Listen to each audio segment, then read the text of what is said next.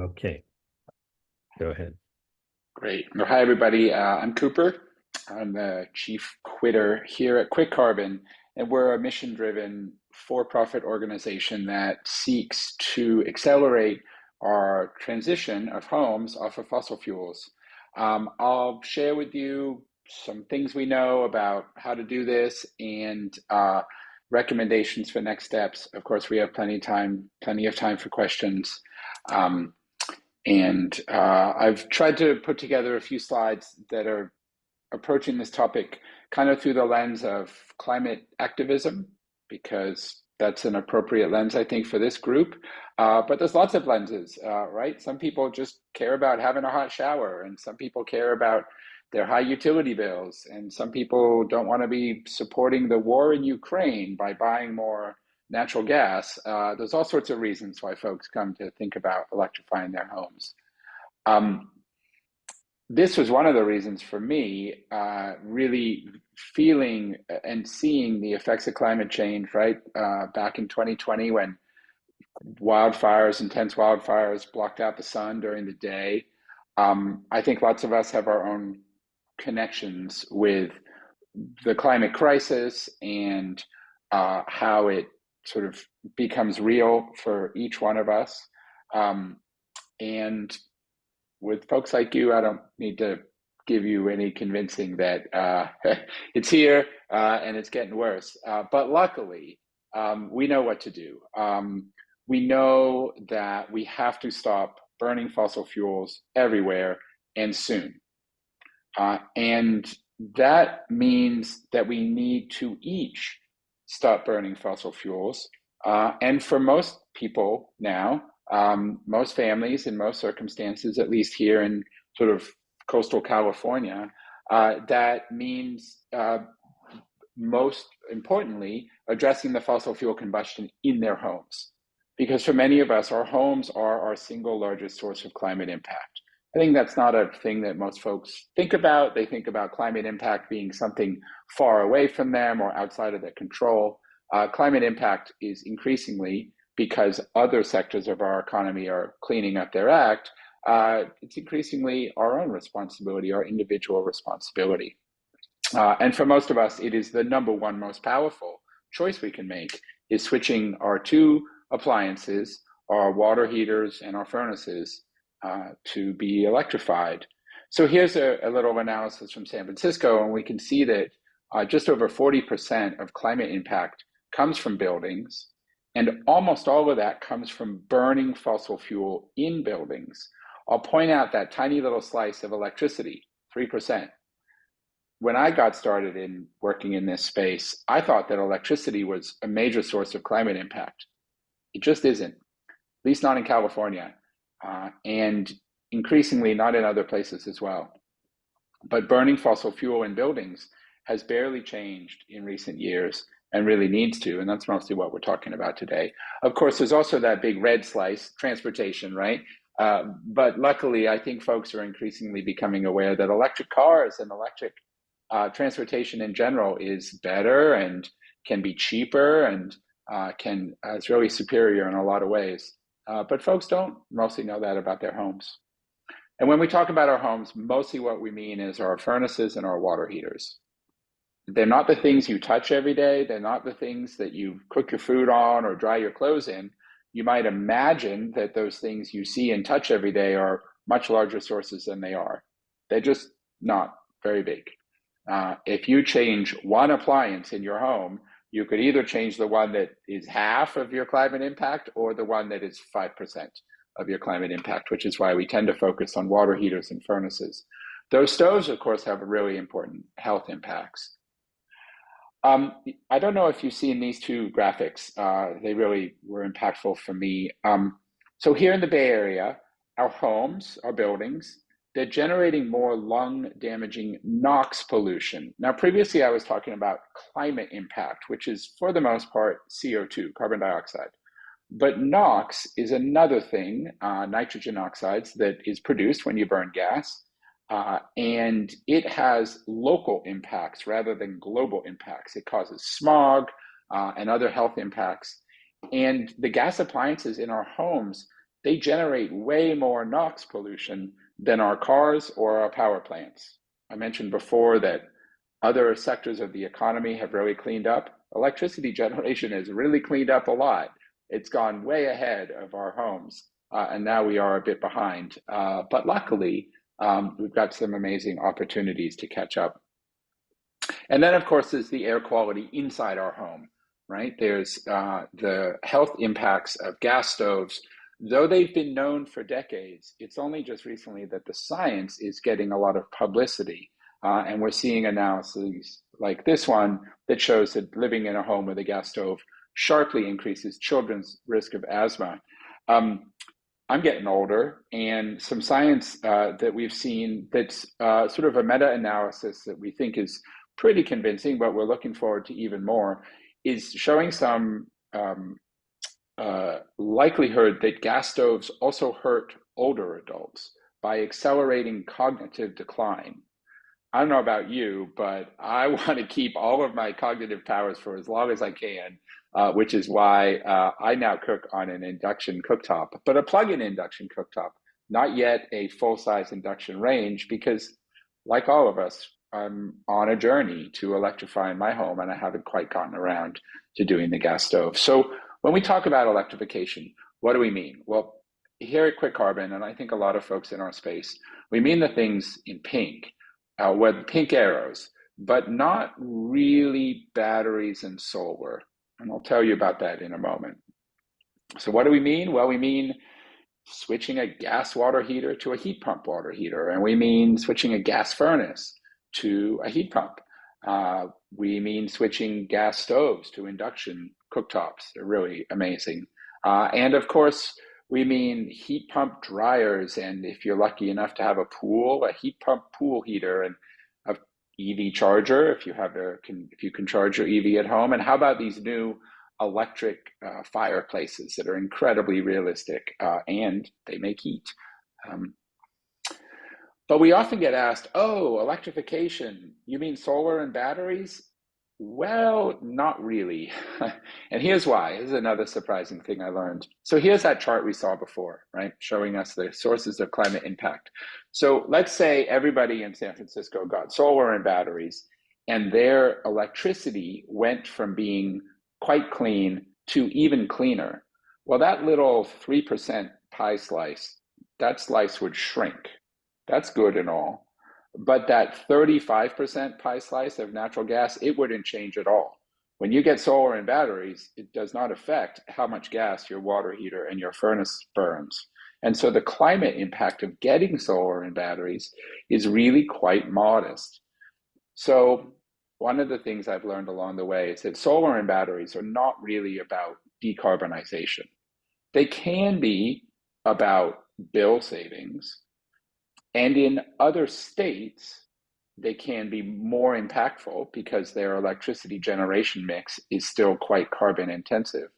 But here in California, solar and batteries no longer mean affordable decarbonization. We have much lower hanging fruit to pick. So I'm going to show you a little bit about how QuitCarbon does what we do. But why don't I pause here and let me just pull up the chat. Did anybody have any questions so far? Not. Oh, yeah, I was just checking it out, but since you stopped. Go ahead, Elaine. Yeah, why not? Okay, yeah. So I was wondering. I mean, you were showing kind of different sectors for San Francisco, but I've heard some people argue that homes are a small piece of make a small contribution compared to, say, business and industry overall in the U.S. I don't know if you have a way to, how can we help people understand the importance of decarbonizing their own home when they think that it's a small piece of the overall problem? Yeah, it's a great question. One of the ways you could help them understand it is you might ask them, why wouldn't you? It's now typically cheaper to run a home, to have an all-electric home, than it is to have a gas-fired home. It's better, your home is more comfortable and more performant. It's more valuable, your home is worth more. So what are you getting from sticking with gas, right? That's one way of looking at it, is like, okay, maybe industry in some places is a relatively large contributor. But what about what you could do? Would you like to make a step towards having less climate impact while also saving money and also having a more valuable home and also having a more comfortable home? Great, that's something for you to think about. You know, other folks, they get excited about, they get motivated about working more on policy, right? So they're much less interested in getting a plan and getting some help with, you know, making a change in their own home. And they're much more interested in, say, writing to politicians or doing other sorts of advocacy work. I don't fault them. I mean, we all do the things that we find engagement with. But when it comes to your own home, each and every one of us must make these changes. Like, it's not a question of if, it's a question of when. And if it's a question of when, then we ask, well, why not now? Why not soon?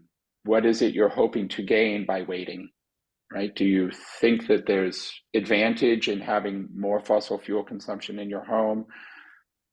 Probably not. Like, are things going to get cheaper? Is it going to be cheaper in the future for you to do it? Probably not. We don't see any indication that you'll sort of save money by doing it later.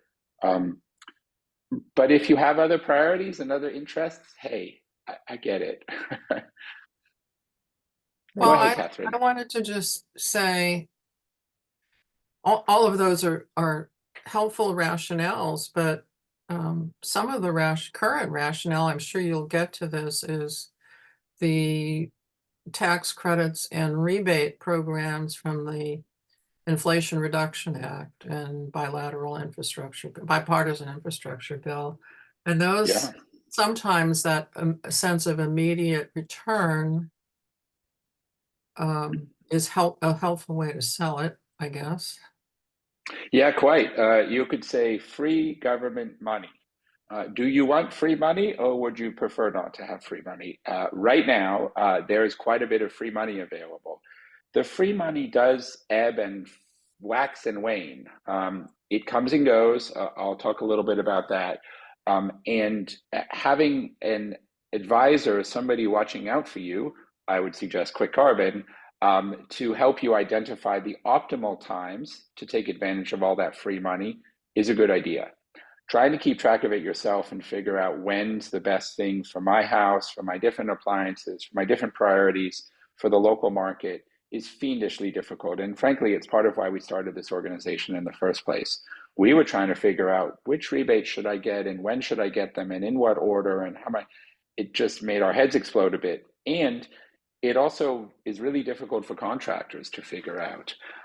If you ask them what's the best way to electrify my home over the coming years, like they will rightly say, you know, I could sell you a water heater today, or I need to move on and help somebody else, right? They're not in the business of giving you long-term, multi-year planning and advice and analysis.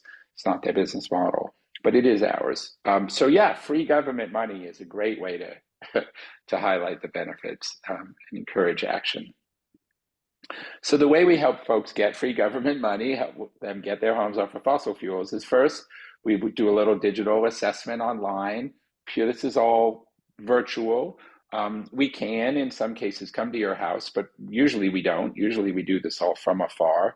We're going to develop for you a home electrification plan, a roadmap with all sorts of insights and analysis. And then when you're ready, we'll get you connected with a contractor so you can actually get some work done in your home. Because home electrification is fundamentally about each homeowner saying yes to a contractor a few times, typically over the course of a few years. Wants to get a water heater, wants to get a heat pump, maybe wants to get a stove or an EV charger. So in step one, we're going to ask for some details about your home. You'll tell us about your utility usage. You'll tell us a bit about your appliances, and you could talk with us. We have friendly folks happy to speak with you. Then we'll generate this roadmap for your home, and you can start to understand your home's climate impact and its performance, what sort of costs you can expect for each of your projects. You'll see how much you'll save on your utility bills, and we're constantly maximizing all those rebates and incentives.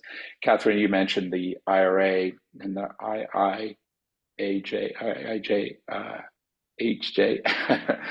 Jobs Act.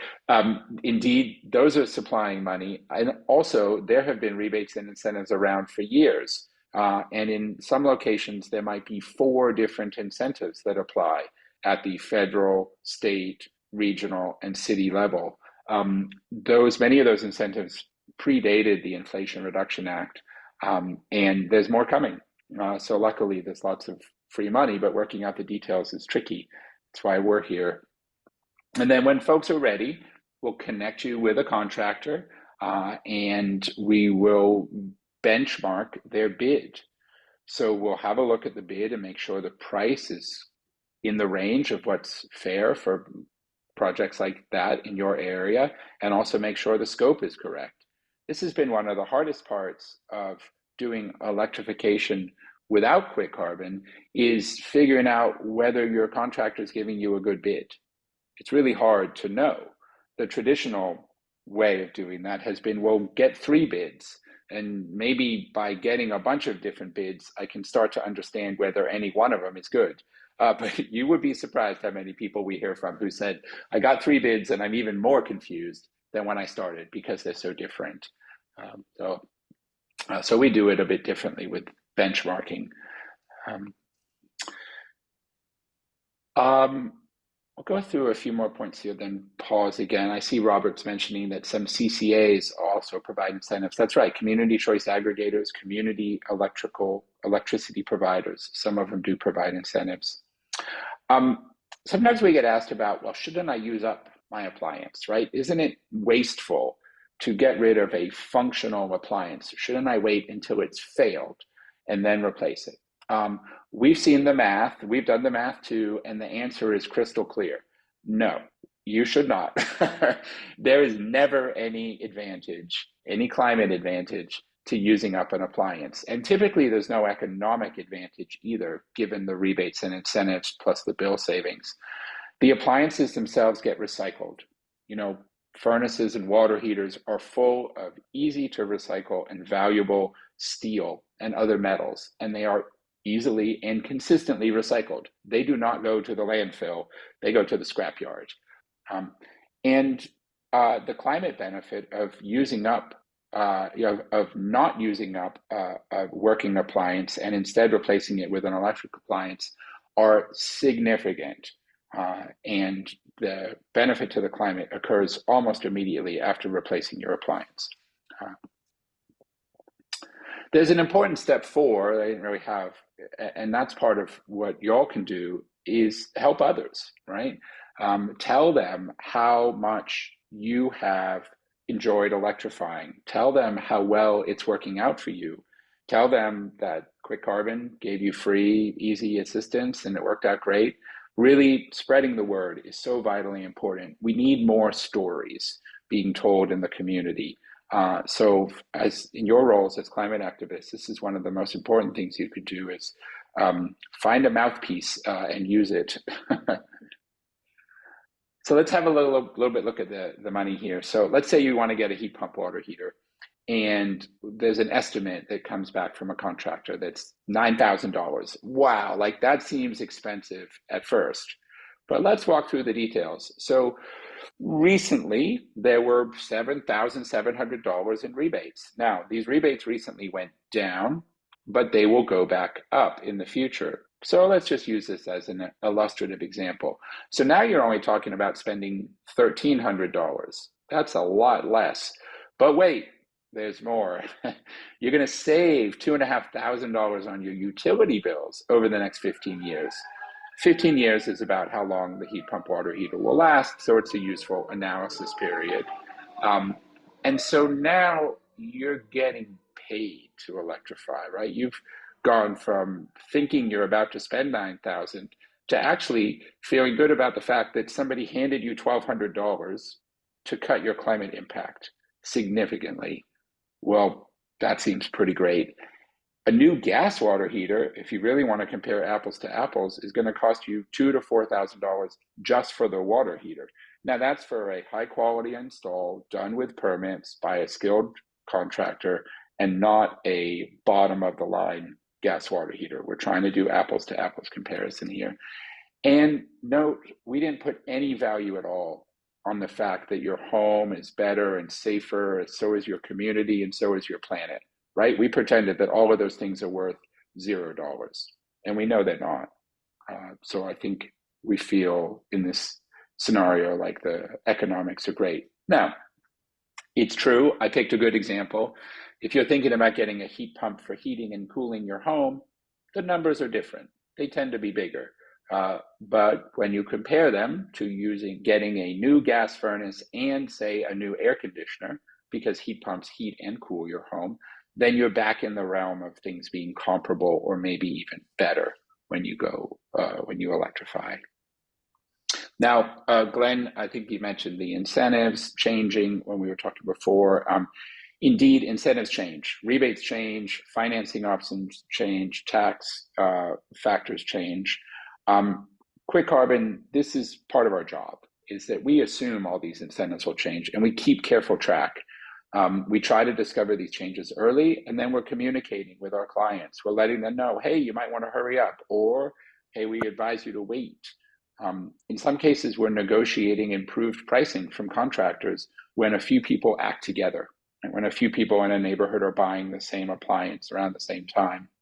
Also, the rebates don't change for all the appliances all at once. So maybe the water heater rebate went down, but the heat pump for heating and cooling rebate stayed the same, or the induction rebate went up. So you have a chance to sort of go follow the money, which we help you do. Cooper, I don't know if so on this very topic, can we dig a little? Sure. We get to it later. Yeah, go ahead. Elaine had flagged this for us a couple of weeks ago. That I think it's the tech rebate is for the heat pump water heaters. Is that right? It's going to be dropping. It was already dropped off, or already dropped. That's right. It's gone to zero in most parts of the state. That's right. But we understand it's coming back relatively soon, and that's only one of a few different. Could you explain what that means? Sure. So there's different rebate and incentive programs at different geographies that are funded by different pots of money. They have different requirements, different paperwork. It's complicated as heck. But the short explanation here is that this particular rebate program, which has different pots of money in different locations, has exhausted its pot of money in some places for some upgrades. So in some parts of the state now, this particular program ran out of money for giving rebates for water heaters. I see. Just to clarify, we're talking about the so-called clean tech rebate, right? Tech, yeah. TECH, it's called, yeah. This has happened in the past with other programs. It's not statewide, it's for certain geographies? Yeah, the tech incentive program is roughly statewide, but not precisely. There are parts of California where you cannot use it. And the funding is more geographically specific. It's not just one pot of money for the whole state. It varies by location. I see. And so the money's being exhausted, being utilized at different rates in different areas for different upgrades. And indeed, and sadly, sort of all of a sudden, the money for heat pump water heaters ran out abruptly in some areas recently. Is there still tech money available? Let's restrict ourselves to the Bay Area. I assume the heat pump water heater money ran out for all of the Bay Area. Is that correct? No, there are parts of the Bay Area where there's still money. Oh, wow. So this is where, one of the things we try to teach is we don't think it's useful for anybody, any mere mortal, to try to understand all the rebates. Instead, we'll navigate them for you. There are so many, they're so complicated, they're so dynamic that it's just impossible to kind of keep it all in your head. We do it with computers. We now have over 300 different incentives that we track across California because there's so many variants of so many programs, so many different income levels and equipment types and geographies. A better way, we think, to approach it is to have a plan that gives you some priorities and then be flexible so that either you might move more quickly if we're advising you, hey, the money's running out, or you might move more slowly if we're advising you, hey, it's probably better for you to wait. The third option is don't worry too much about it. You know, if if you need a water heater, well, you need one. If you don't need a water heater, but you want to vote with your pocketbook and radically cut your climate impact of your home and your family, then you should do so. If the money's important, we'll make sure it works out. For some people, even the rebates aren't nearly as important as the financing, right? What they need is the ability to pay over time, regardless of how much it costs. And the financing programs are fine. They're not running out of money. Okay, Cooper, one other related question. So if I understand you, money's run out in some areas for heat pump water heaters. In those temporarily. same areas, in the temporarily, it will come back. I understand. In those areas where it has run out, is there at the same time an impact, say, on rebates for heat pumps for space heating? They're independent. It's independent. Okay. Yeah, and the space heating rebates are not running out as far as we've heard. Okay. Okay, thanks. So this is really helpful, Cooper. Is that your first name? Yeah. Cooper, yes. Cooper. Sorry, I was just looking at what it said on your, anyway. So what is your business model? Do you charge a fee for this service, or? No, our service is free. We're funded by other sources, so it's free to homeowners. We're funded by the U.S. Department of Energy. They've awarded us a little bit of money for our innovative approach. We're funded by cities and municipalities. We have contracts with 3C REN in the Central Coast, with the city of San Jose, coming up soon with the city of Santa Monica, with the city of San Francisco. And mostly we're funded by contractors. Contractors pay us out of their sales and marketing budgets. You know, they run small businesses and they spend money getting customers, just like any business does. It has to promote itself to the world so that people know to come do business with them. They pay Google, they pay Yelp, they pay the Yellow Pages, they pay radio for ads, they send direct mail.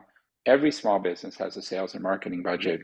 Contractors find that they prefer to spend sales and marketing budget dollars with us because we're much better of a partner. We don't just put their name out there. We're much more active in terms of getting homeowners educated and motivated to take advantage of all the great opportunities presented by electrification. But just like old school travel agents, do you remember travel agents? I barely do. My mom took me to travel agents as a kid. You'd go sit with them and they would figure out your fabulous international vacation and they would book the hotels for you and they'd book the airline tickets and you'd have to pay for those, but you didn't pay the travel agent. They earned money from hotels and airlines. Some similarities here. You don't pay us, homeowners don't pay us. We earn money from contractors mostly. So it's really interesting, and thank you for that. I guess how do you market to the? Well, I have two questions. One is, as you work with contractors, are these contractors tapping into the training program that some of the Inflation Reduction Act is driving into states? Yes, absolutely. I mean, we work with contractors that we carefully vet and partner with, and they tend to be electrification skilled. There's been training programs for years now offered mostly by the utilities. There are additional training dollars coming into the market, and the contractors take advantage of those, indeed. It's a good partnership between their skills with turning wrenches and our skills with getting people ready to understand and want to buy from them. Yeah. Robert asks if a nonprofit entity wanted to use our service, would there be a charge? No, our service is free to everybody. But we tend to focus on helping single family homes and small multifamily. Larger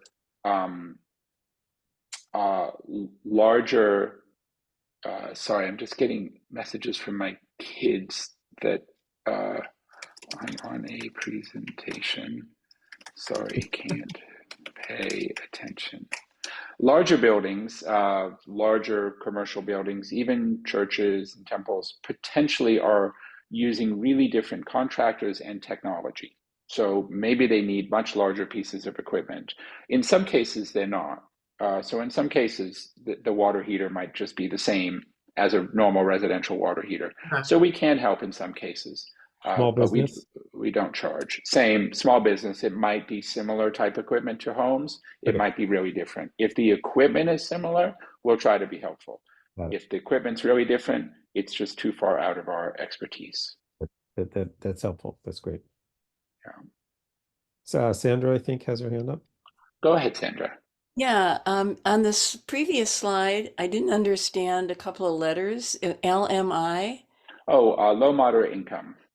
So Okay. we do some work with helping folks who are low and moderate income. And for them, unfortunately, the home electrification incentives are radically underutilized. There's so much money available and so little of it is being used. So we've really been directing more of our attention recently to reaching and engaging those households. And it's amazing. Often all of their work is free. There's so much money available that it can make it fully free. But they don't take advantage of it because it's complicated and confusing. And so that's what we're here to help with. And Cooper, is your organization is it all in California? Is it in the Bay Area only? California, yeah. Oh, Yeah. California. Here, I'll switch down. Yeah, there we are. We're helping nearly 3,000 homes, a little over 3,000 homes, sorry, across California. We started in San Francisco. I'm born and raised here, but we now serve folks all over the state.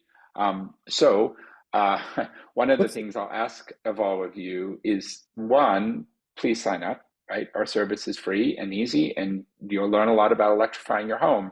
I've spent some time with you here tonight. I hope you'll spend just a few minutes allowing us to help you understand how you're going to electrify your homes. And the other thing is, I hope you tell your friends and your neighbors and your fellow climate activists to also try us out. The only way we can help lots of people electrify and do so affordably is by helping lots of people. Our organization depends on volume, and we frankly could use more. So I'm really going to count on all 1, 2, 3, 4, 5, 6 of you to come to QuitCarbon.com and click the button and enroll. I'll be watching out. I see everybody who signs up, and I hope you'll also tell your friends. And part of why you'll do that is people love the service. We have really terrific NPS score. That's a Net Promoter Score. Oh, sorry, I meant to say I'm sharing these slides with you. I'll give you the link here in the chat in just a moment. We get terrific reviews. People love working with us, and so do contractors, who were also very helpful too. We've won a few different prizes and awards, including 2 different prizes from the U.S. Department of Energy, and some other programs. And one of them that you may be more interested in is there's an upcoming ban on the sale of gas water heaters and furnaces in the San Francisco Bay Area. At least it's proposed. I hope it happens. And part of how I'm helping it make happen is that I'm on the implementation working group. So I'm one of the industry experts that's advising the Bay Area Air Quality Management District on how and when they're going to put this ban into effect in the Bay Area. Another thing you can do to help cause that ban to take effect on schedule is electrify. The more folks who are replacing their fossil fuel appliances with electric appliances, the more ready the market will be, contractors, distributors, regulators, everybody, to say, okay, it's time for us to say that nobody else should be allowed to buy these gas appliances in the future in the Bay Area. A couple more things here. We're working on 2 different important certifications. Energy Star, it's a program by EPA. You've seen the Energy Star sticker on computers and other things, water heaters probably, I don't know, lots of things. We will soon be Energy Star certified. And we're also working on B Corp certification. B Corp is a stamp of approval for-profit organizations that have a strong social and environmental mission like we do. We have lots of friends, lots of partners, including numerous nonprofits, Department of Energy labs, and other entities. And I hope you'll choose to, join us. Come to QuitCarbon.com, click the button, the pink button, and get started. Help your friends. You could do it with them. You could do it for them. Your relatives, your neighbors, encourage them to get their QuitCarbon plan. Really try to shift the framing about what we're talking about here, right? We're not talking about expensive, green premium, fancy stuff that I don't know if I should do it. This is really about when we're going to do it, about getting paid with all that free government money. And also, keep in mind if folks say, well, great, I got solar, I did everything I needed to do. Well, it was a great step, really great. We're so happy you took it. Now let's keep going and take care of that big climate polluter in your closet, your water heater. And really, for most of us, this is the single biggest, most impactful choice we can make, right? We could choose to eat a little less meat. You have to keep choosing that. Eventually, the impact really adds up. But this, you choose once to have a bid and buy a heat pump water heater, and you've now cut out a huge chunk of your home's climate impact and made it that much easier for the folks that follow in your footsteps. That's great. So this is really fascinating. And I just wanted to say, Cooper, one of the things I'm working on is creating awareness around the structure and rollout of the IRA and the BIL. And then also as it cascades into states and the state programs and the local. And I have some data on what, the nature of the rebates as they were initially structured. But I do think this is so helpful for people to know about that this is a very dynamic moment in terms of the kinds of funding, the kinds of programs, and it can be even a little daunting to even think about the difference in the technologies that are involved. Right. So I think it's really helpful to have this kind of service. It's to kind of mediate the both the financing complexity, the choice of how you might get these capabilities into your home.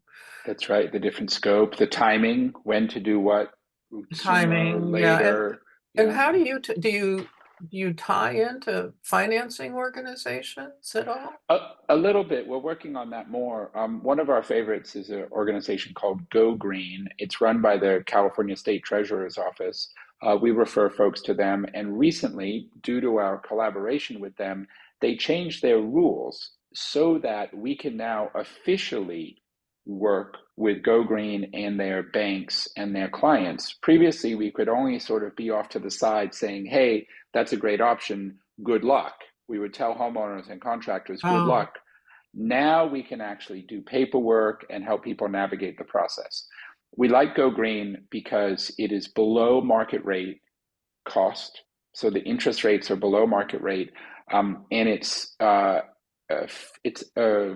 an official program of the state that exists to make home electrification retrofits cheaper by allowing you to pay for them over time with lower rates. It's a great program. We're excited to see it keep growing. And so that's one of our favorites. And we help people navigate that. I mean, this is a really very interesting survey. I'm sorry, Glenn, I just wanted to ask what got you into this particular, sort of gear between? Yeah. Well, before this, I worked at PG&E. I was there for 2.5 years, and I led a team of computer folks, programmers, and analysts, and data scientists. And we built the wildfire risk model, a big machine learning software project that PG&E now uses to allocate wildfire risk reduction spending. $1 billion a year they spend on trimming trees and hardening lines and putting wires underground. And the main way they decide where to do that is with the model we built, with the software we built. And that really opened my eyes to the power of software and digital tools to sort of bring some much needed improvements to dealing with climate change. But it also reminded me that, you know what, we're here sort of assuming climate change and struggling to deal with the added wildfire risk that it's causing. I want to work on avoiding climate change, right? I want to work on not just assuming it and dealing with the worst of it. I want to work with avoiding as much as I can. And around that time that I was wrapping up that PG&E project, I had an architect working on some plans to remodel my Victorian home here in San Francisco. And I heard natural gas, it's not so natural, and you can electrify, you can do your whole home without fossil fuel. I'm like, wow. I was a lifelong environmentalist, but I didn't know this was even an option, even though like we're way behind the times, right? Scandinavia, almost everybody heats their homes with heat pumps, but somehow we're behind the times here in California. Anyway, my architect said, yeah, you could totally do that. I don't know how. You're going to need to hire a consultant and pay them to figure out how we're going to do your home all electric. So I did. I found a consultant and I paid them thousands of dollars, and they gave me a great plan, just a plan. I got no heat pump. I got no rebates. I just had a plan. And that was really the light bulb moment, right? Looking out my window, walking around my neighborhood, thinking if each one of my neighbors has to spend thousands of dollars just to get a plan before they even electrify everything, we are, forgive me, screwed, right? We are going to keep burning fossil fuels forever in our homes.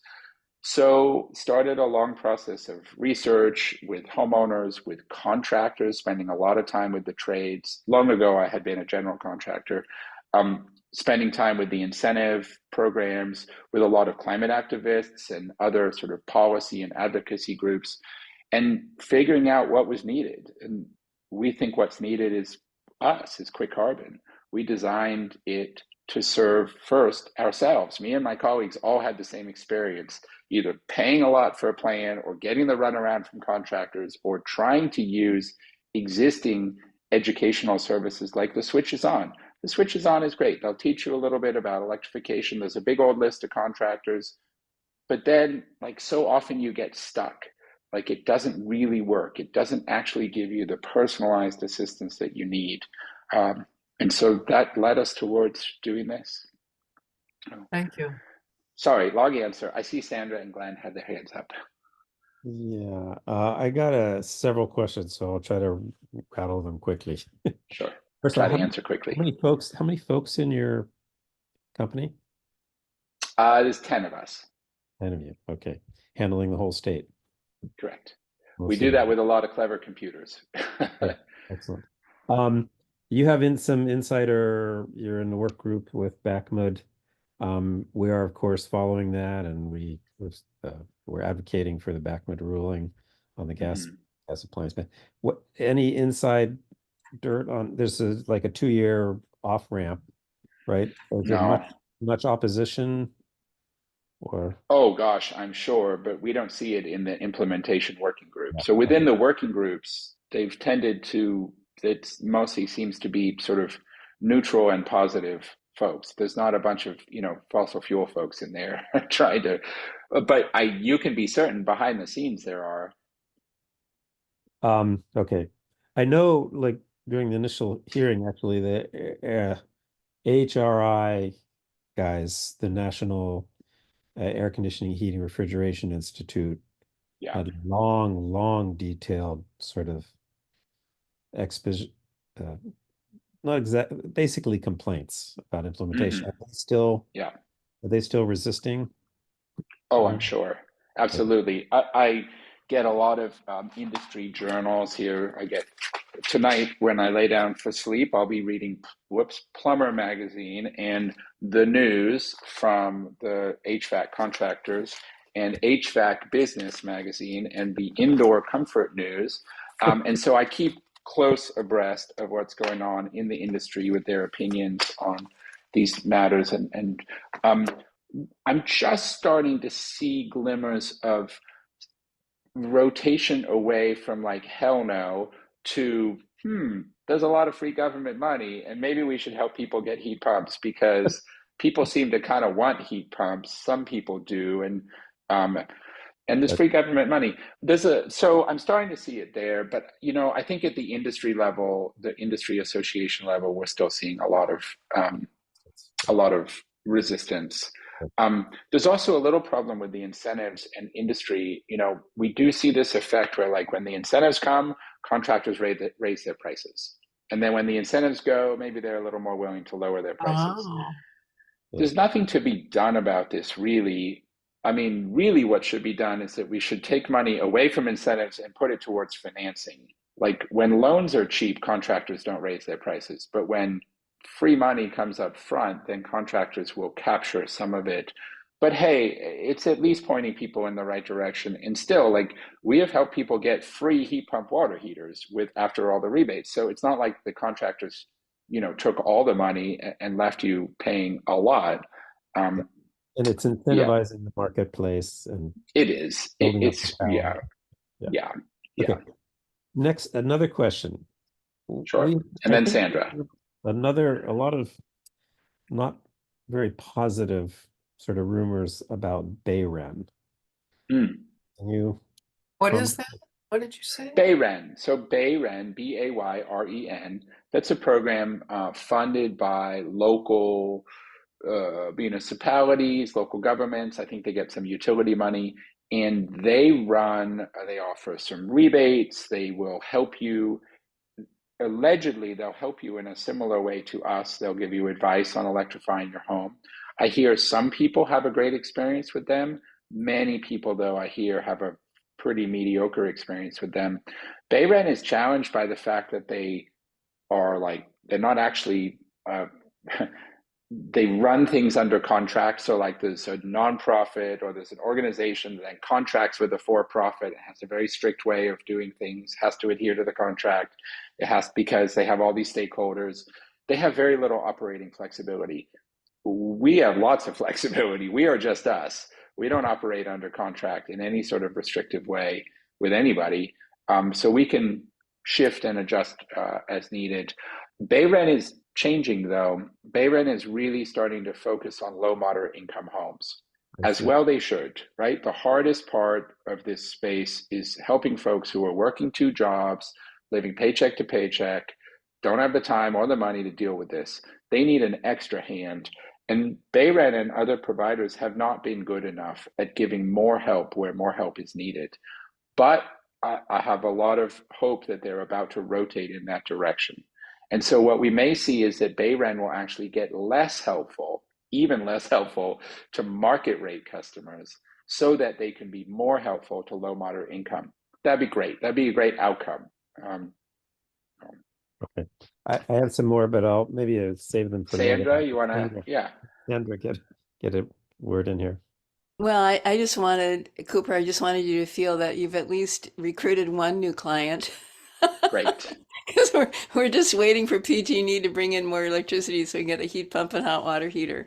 And I have other friends that I think would really take advantage, but I also really like the low moderate income, because I think that's a big issue, in terms of the impact. And so I'm very happy to be attending tonight. That's all. Great. Yeah. Speaking of electrical capacity, one of the things that we do that's difficult for individual contractors to do effectively is we figure out if you really do need more electricity in your home, and we have all sorts of clever ways to avoid it, because bringing more electricity into your home can be expensive and time consuming. And if we can avoid it, we want to avoid it. And luckily, in almost all cases, we're able to avoid it. Now, Sandra, did we already analyze your home and agree with you No, that you know? no, but we did have, we were talking to some contractors, and apparently to get, eventually what we want is hot water heat pump and also a car charger, EV charger. Yeah. So we were told that we needed to bring in more electricity, which did get expensive because our water faucet to the outdoors was 33 inches from the fuse box, and it needed to be 36 inches. And so, no, So so I probably, I mean, I'll just tell you, probably you don't need more electricity. Almost none of our clients do. And our clients are getting all the things. When we plan a whole home's electrification, we assume everything will get electrified, including the car. And yet, in most cases, folks don't need more electricity than they've already got. You're getting what's called a service upgrade. The wire that comes from the pole or from the conduit under the street into your house is going to be made larger. At least I'm guessing. Does that sound right? It's service upgrade. Yeah. Those are expensive and time-consuming projects. And in almost all cases, they're not necessary. We'd be happy to, of course, advise you on your home and show you how it's not necessary for your home. But I do want to show you this little one slide. I'm bringing it up right now. Okay. Let me explain this chart because I think it tells a fascinating story. So this is a chart where each little vertical bar is one house. There are nearly 1,500 little vertical bars, and they're organized in order of the capacity, how many amps are available to the whole house to use. So many homes have 100 amps. That's what it's called. They have 100 amp service. And you could tell what you have because when you look at your electrical circuit breaker box, there will be one big breaker that will say 100 on it, or maybe it will say 125, or many homes it'll say 200 on it. Okay, that's the total amount of electricity that's coming into your home. The blue in each one of these tiny little vertical slices is how much electricity the home is actually using historically. Now, these homes have not yet been electrified. Some of them have been partially electrified. They might have an EV charger or heat pump water heater, but most of the homes you see here haven't yet been fully electrified. But the story we see is that this orange area is the amount of electrical capacity that remains in each one of these homes. And it's true, there are a few homes where they're using the blue almost all of what they have, right? These homes at the edge here, they're using almost all of what they have. But for the vast majority of homes, they're over here in this area where what they have and what they're using and what they have are totally different. They're using only a tiny fraction of what they have. And the average across all of these homes is 34%, which means that across all of these homes, they could triple their electricity usage and only then be coming up to about the limits of what is currently available in their home. And a tripling of electricity usage for most homes is plenty to heat it, to heat the water, to cook your food, to dry your clothes, and to charge your car, if that work is planned and executed in the right way. And that's part of the expertise we bring. Great. Great, thank you. I see Robert had a question. Can I just answer his question in chat? I missed it. Sorry, Robert. Yeah, Robert's asking about the phase out of hydrofluorocarbons. So heat pumps, a heat pump, we all have a heat pump. We have one in our kitchen. Everybody has one already. Our fridge is a heat pump. It uses a refrigerant and a compressor, and it moves heat. It moves heat from inside our fridge. It removes the heat so it gets colder, and it moves it into our kitchen. You felt that how it gets warm on the back of your fridge. Well, that's a heat pump. Well, all heat pumps use refrigerant. And refrigerant, the liquid that flows around inside them, that gets compressed and then turns into a gas and turns back into a liquid. This liquid can be very damaging for the climate if it leaks out. Historically, there have been some refrigerants, hydrofluorocarbons and other refrigerant types that are extra damaging for the climate. They are being phased out. So over the course of years, heat pumps will be required to use more and more climate-friendly refrigerants. Robert asked, how will it affect the long-term maintenance? It won't. If you buy a heat pump today, you're allowed to keep using it forever. We've never seen a phase out that actually requires people to change their equipment.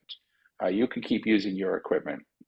If you buy a heat pump 5 years from now, it will be different. It will have a different refrigerant than the heat pumps that you can buy today. And you can use that heat pump for as long as you want. The main concern here is that the refrigerants not leak. Now, refrigerants in your fridge and in heat pump water heaters virtually never leak. Let's just say never. They never leak. Those systems are sealed at the factory and they have no point of failure. The only time they could leak is if they're maintained improperly.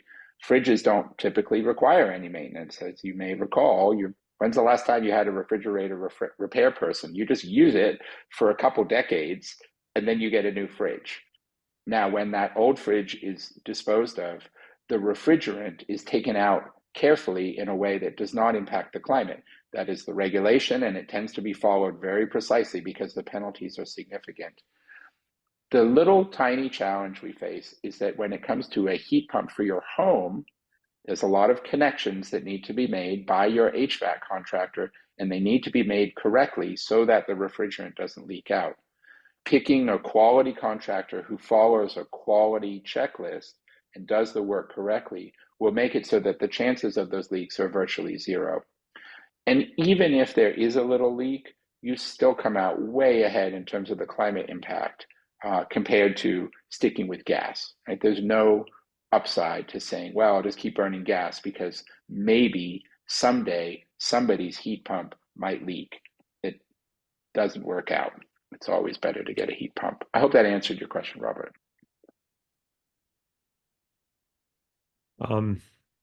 Yeah, I was curious if you can comment on your competitors or other guys in this sector that are also trying to do similar work. Of course, Block Power gets a lot of press, but there's probably others.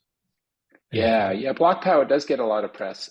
Recently, a lot of bad press. But look, we're friendly with everybody who's trying to do this stuff. I'm going to put in the chat here a page on our website where we list a bunch of other programs, mostly around the country, actually around the world, that do similar things to what we do.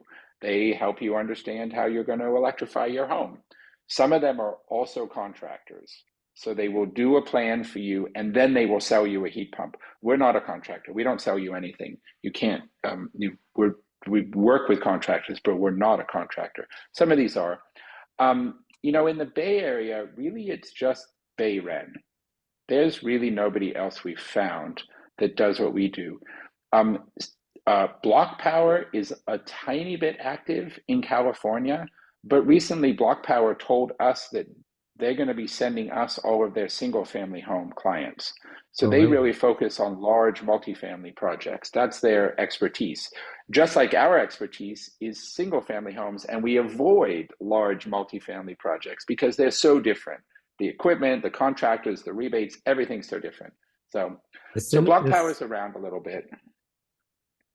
Is Cinnamon trying to do a little Cinnamon bit? They're a solar company, and I think they are expanding their services. So they're going to also be an HVAC contractor. They're a contractor fundamentally. So they have trucks and people with tools, that kind of thing, rather than purely an advisor. There's an organization called Sealed. They're a little bit active in the Central Coast area. But mostly they work with contractors rather than with homeowners directly, at least in California. I don't know of any others in California. If you come across any, let me know. Okay. Sorry, the one you were mentioning that works with contractors called Sealed? Yes. SEALDED? SEALED. Sealed. They're on the list. I just put in the chat there. You can look at that list. Yeah. Okay. One of my last questions, a little technical. We had discussed, I think last fall, You know, I put in my own air to water heat pump for Radiant. Are you, if I recall at the time you said, yeah, that those systems are expensive. And Yes, do you guys have a list of people? I mean, I live in a neighborhood where all the houses are Radiants and have radiant heating, and I actually don't really know who to direct people to other than to you, which I'm happy to do. But we're the people. So we constantly are paying attention via all those magazines I showed you and other activities to what's state of the art in the equipment. Indeed, converting a gas-fired radiant home to a heat pump can be a little expensive.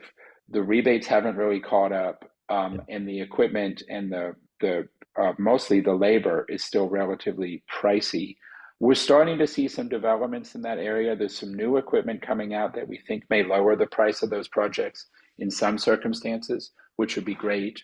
And so we're tracking some developments, but it's a premium priced way of heating homes.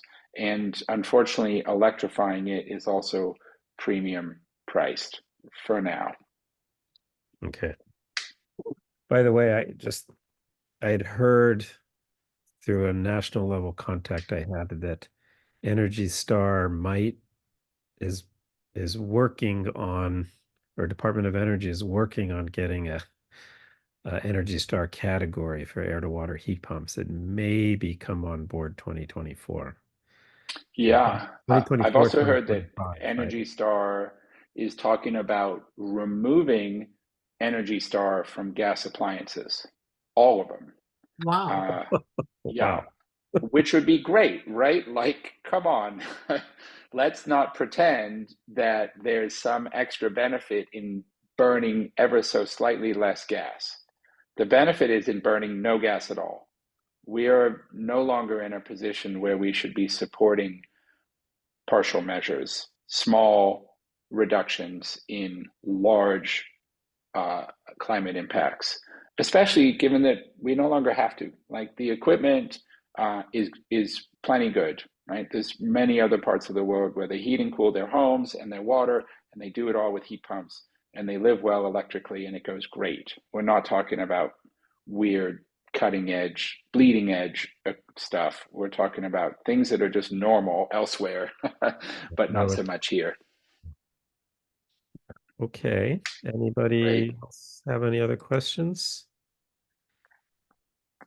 You can always reach us on our website. I'll just put on our contact us page as well. We're always happy to hear from you. You can book a time to talk with us. You can send us an email. You could pick up the phone and call us. And we would love to make you all and all your friends and neighbors and family and everybody else you talk with a plan to electrify. I really want to reiterate that our business is challenging. We do not make a lot of money. In some ways, we will be lucky if we're able to sort of navigate these coming months and years and get to scale. And it's really important that we help more folks, right? We've made the price right. It's free. We've shown that we know what we're doing with our Department of Energy awards and all of our great reviews from customers. Now I'm leaving it up to all of y'all and the folks you know to help us take the next step by allowing us to help you. Great. Yeah, I don't have a question, but I wanted to put in a plug for QuitCarbon because I actually did get a plan from QuitCarbon last year. Great. And the process was pretty easy. There was just a bunch of questions to answer, a bunch of pictures to specifically ask for certain pictures to take of our existing appliances and the area around them. And then we got a plan, and I simply haven't taken action on it because we had some financial instability last year, let's say, and still kind of working through some things. So haven't actually taken any action yet, but the process was very easy, and the plan was easy to understand and detail and very helpful. Wonderful. And Elaine, thank you for that. And if you did that before about the beginning of December, you Yeah. might choose to come back and do it again. We have Okay. since released a major new upgrade in the way that we get people plans, and our new version is even more informative, even more self-service. I think you'll really like it. If you don't do that, we will eventually sort of upgrade you from your old version to your new version, but we'd love for you to just come and do Okay. it yourself. Oh, good to know. Good to know. Thank Yeah.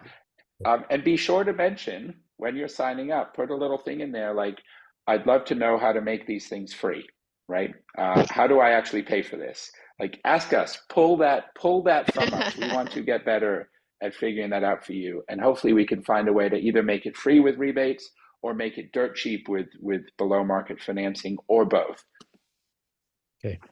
Thank you so Wonderful. much. This was really informative. Well, Cooper, thank you all. let This is me great. add Thank one you. parting thing that I think I probably should have stated at the very beginning, which I didn't. Sure And thing, that's Glenn. that Elaine is the director of our decarb campaign, and Catherine is joining our speakers bureau, and myself. A lot of what we do is focused on trying to get information out to people about decarbonizing themselves, taking action at their home, and Yeah, wonderful. so all the information. I mean, we love to point people to you, but we also get a lot of questions and have to try to supply answers to folks. So that's why we're digging in here, and I'm sure, and Sarah, Wonderful. I know, does exactly the same thing. So all of Thank us you, are in a similar. Cooper. Thanks, Glenn, for organizing this. Okay. Great. Thank you so much. Thanks, everybody. Got to Good night, go everybody. get the kids Thanks, some everyone. dinner. I'll see Okay. you later. Okay. Bye.